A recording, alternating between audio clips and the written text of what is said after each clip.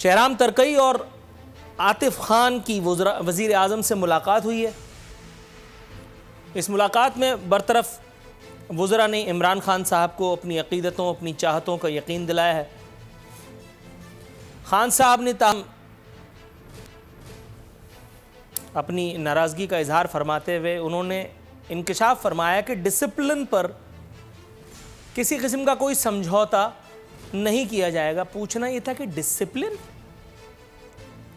ना पीटीआई में अल्हम्दुलिल्लाह कभी नज़र आया, ना हुकूमत में शुरू दिन से नज़र आ रहा है। ये किस डिसिप्लिन की बात की गई थी?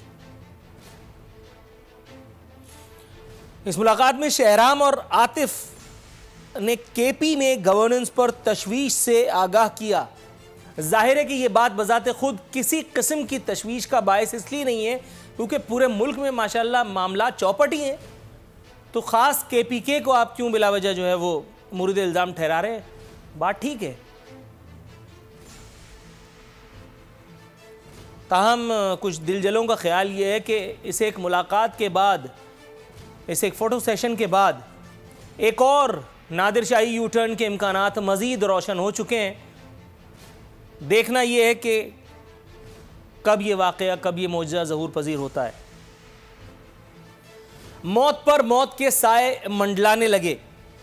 रावनवार ने सिंध हुकूमत से सिक्योरिटी मांग ली। बताइए, रावनवार कह रहे हैं कि जी मेरी जान को खतरात लाके तहफ़्फ़ुज़ फराहम किया जाए। वो जिससे 400 प्लस लोगों की जान न सिर्फ खतरे में आई बल्कि चली गई, वो कह रहा है कि मेरी जान जाने का खतरा है। वो कह रहा है कि मुझे तहफ़्फ़ुज़ फराहम किया जाए। एक खुसूसी सेगमेंट आपकी नज़र कर चुका हूँ, उसमें मैं ये बातें बता चुका हूँ कि ऐसा एक ना एक दिन तो होना ही है। आपसे पहले जो हज़रत मौत के ठेकेदार थे उनके साथ क्या हुआ था वो आपको भी पता है।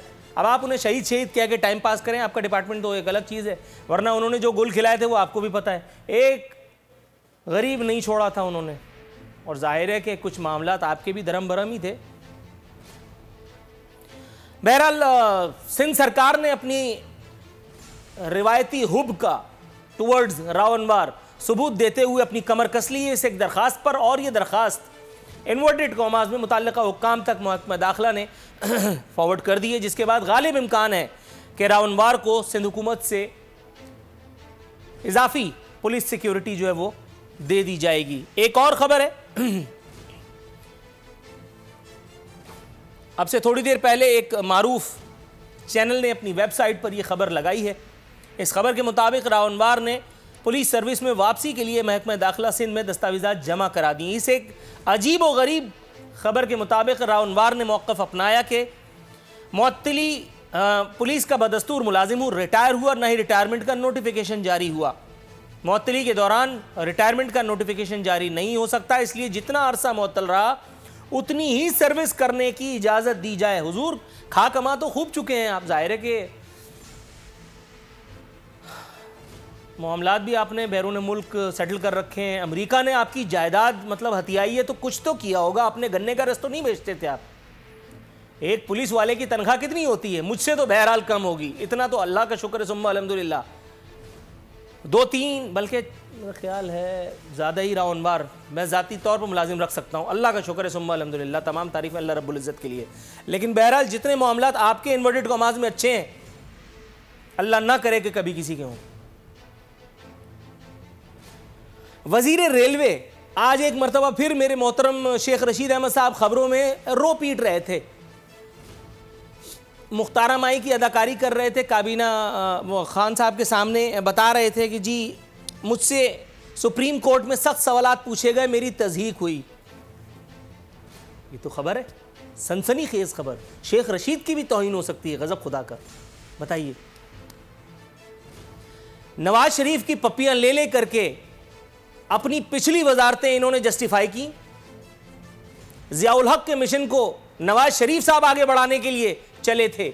इन्होंने कहा कि मैं नवाज शरीफ का मिशन चलाऊंगा, उस चक्कर में इन्होंने अपनी अलग दुकान चलाई, और आजकल इनकी दुकान पीटीआई की छतरी तले खूब दबा के टनाटन चल रही है।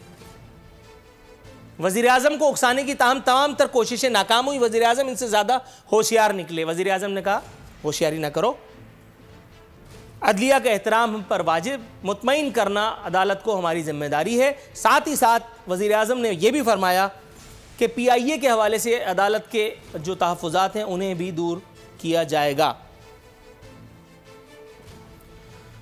अगली स्टोरी हमारी है कि हूरों वाले बयान पर जो कल खान साहब ने दे करके दुनिया को अंगुश्त बदंदा कर दिया था, शशदर रह गए थे लोग।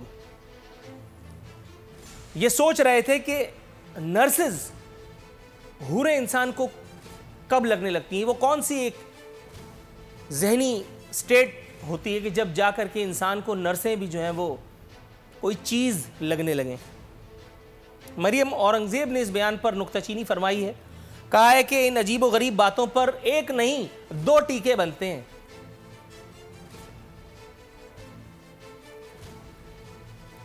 साथ ही साथ उन्होंने खान साहब पर मुल्की मईशत और कारोबार को बर्बाद कर डालने का इल्ज़ाम लगाते हुए कहा कि खुसरू बख्तियार और जहांगीर तरीन नामी शख्सियात आटे और चीनी के बहरान की जिम्मेदार हैं।